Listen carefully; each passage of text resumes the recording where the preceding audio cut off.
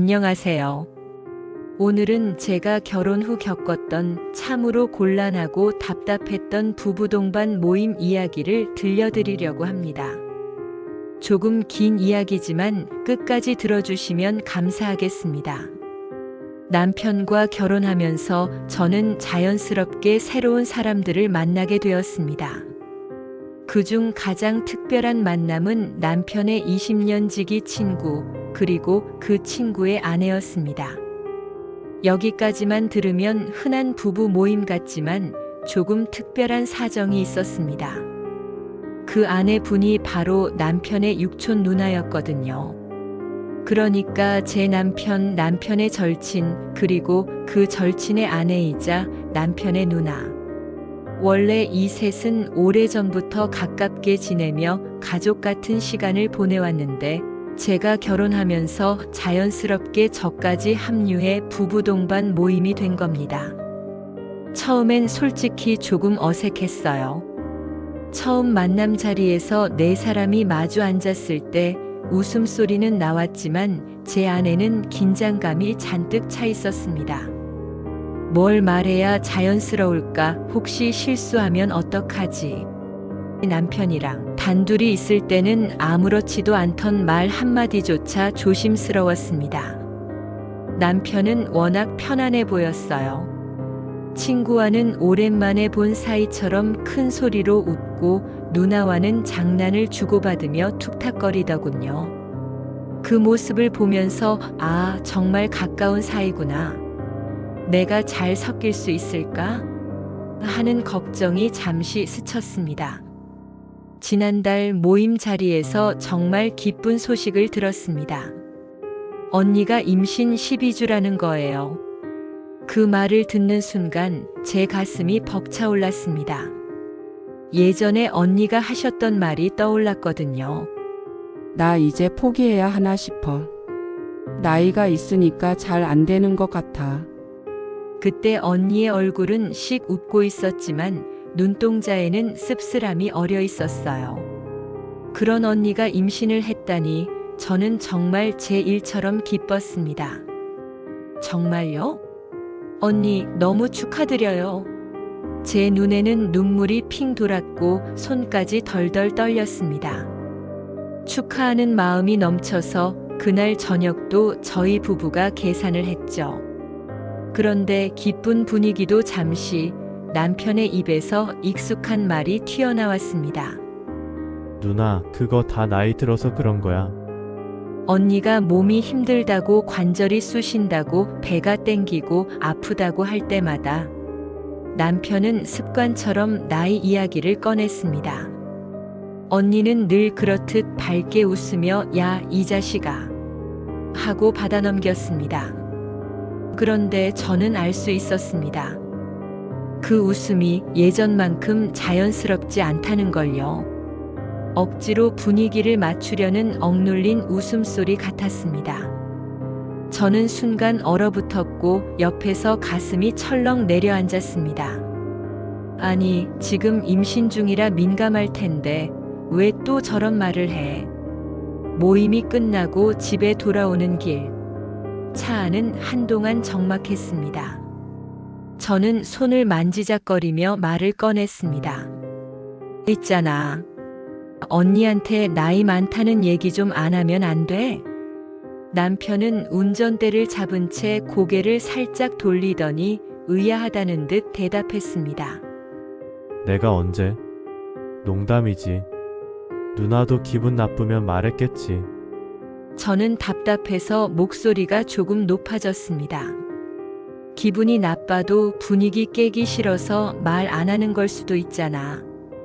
아까 병원에서 노산이라는 말 들었다고 걱정된다고 한 거. 기억 안 나? 안 그래도 본인이 제일 신경 쓰일 텐데. 남편은 한쪽 입꼬리를 올리며 코웃음을 쳤습니다. 아니, 나이 많은 사람한테 나이 많다고도 말 못해? 웃자고 하는 얘기인데. 저는 목이 꽉 막힌 듯 숨이 답답했습니다. 굳이 긁어 부스럼 만들 필요는 없잖아. 나는 옆에서 듣는 것만으로도 불편했어. 언니는 지금 임신 중인데 작은 말 한마디에도 마음이 흔들릴 수 있어. 잠시 정적이 흘렀습니다. 차 안에는 방향제 향과 함께 무거운 긴장감만 가득했습니다. 남편은 결국 한숨을 내쉬며 말했습니다. 알았어. 이제 안 할게. 미안해. 그 순간 저는 안도했습니다. 이제부턴 달라지겠지 하고 말이죠. 하지만 믿음은 오래 가지 않았습니다. 일주일 뒤 다시 모임에 나갔을 때 남편은 또다시 같은 농담을 반복했습니다. 아, 그거 다 나이 들어서 그렇지 뭐. 저는 속으로 수십 번 되뇌었습니다. 제발 그만해. 제발. 옆에서 계속 눈치를 주고 직접 하지 마라고 말하기도 했지만 남편은 오히려 더 즐거운 듯 같은 말을 반복했습니다. 친구도 억지로 웃었고 언니는 표정이 굳어졌다가 간신히 웃음을 만들어냈습니다. 그 순간 제 등줄기에는 식은 땀이 줄줄 흘러내렸습니다. 결국 집에 돌아오는 길 저는 체기가 올라 멀미처럼 헛구역질을 해야 했습니다. 차 안에서 창문을 살짝 열고 숨을 몰아쉬는데 남편이 황당하다는 듯 물었습니다. 아니, 왜 그렇게까지 스트레스 받아? 이해가 안 되네. 그 말이 더 서러웠습니다.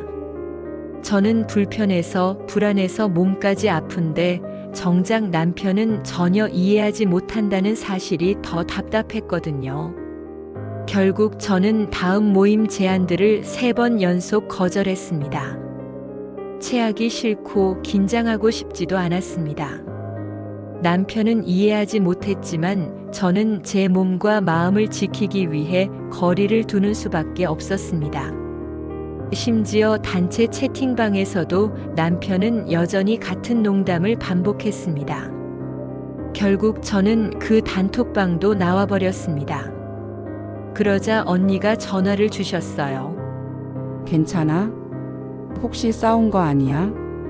저는 사실대로 말하지 못하고 그냥 정리하다가 실수로 나갔어요. 라며 얼버무렸습니다. 며칠 전 저는 다시 남편에게 물었습니다. 나 40 돼도 언니한테 하듯 나이 먹었다는 얘기 계속 할 거야? 남편은 태연하게 대답했습니다. 아니지.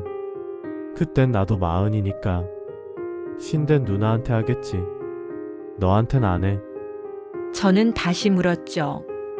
만약에 내가 40이고 내가 30이라면? 그땐 어떡할 건데? 남편은 이해가 안 된다는 듯 고개를 갸웃했습니다. 그런 일은 있을 수가 없잖아. 왜 그런 걸 걱정해?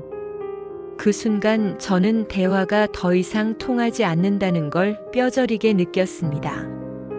연애 3년, 결혼 3년. 지금까지 남편은 저에게 자상하고 따뜻한 사람이었습니다. 낯가림이 심해서 모임을 잘 가지 않았고 예의 바른 모습만 보여주었기에 저는 이런 모습을 전혀 몰랐습니다. 하지만 이제 와서 알게 된 겁니다. 친한 사이에선 너무 가볍게 말한다는 것, 상대방의 마음을 깊게 헤아리기보단 본인이 괜찮을 거야 라고 단정 짓는다는 것, 그리고 그 결과 제가 옆에서 얼마나 불편하고 괴로운지는 전혀 고려하지 않는다는 것. 사실 언니도 처음엔 웃어넘겼습니다. 하지만 모임이 계속될수록 언니 역시 발끈하며 그 얘기 좀 그만해. 라고 하셨습니다. 저만 불편했던 게 아니었던 겁니다. 하지만 남편은 여전히 대수롭지 않게 여기고 있습니다. 저는 이제 결심했습니다. 앞으로 이 문제를 남편과 진지하게 다시 짚고 넘어가지 않으면 계속해서 같은 일이 반복될 거라는 거요. 그리고 제 마음과 건강을 지키기 위해서라면 때로는 모임 자체를 피하거나 거리를 두는 선택도 해야겠다는 걸요. 저는 아직 답을 찾지 못했습니다. 하지만 한 가지는 분명합니다. 작은 말이라도 누군가에겐 깊은 상처가 될 수 있다는 것. 그리고 사랑하는 사람이라면 그 말이 상처가 되지 않도록 조금 더 조심할 필요가 있다는 것을. 혹시 여러분은 이런 상황을 겪는다면 어떻게 하실 건가요? 남편을 어떻게 설득해야 할까요? 댓글로 여러분의 생각을 들려주세요.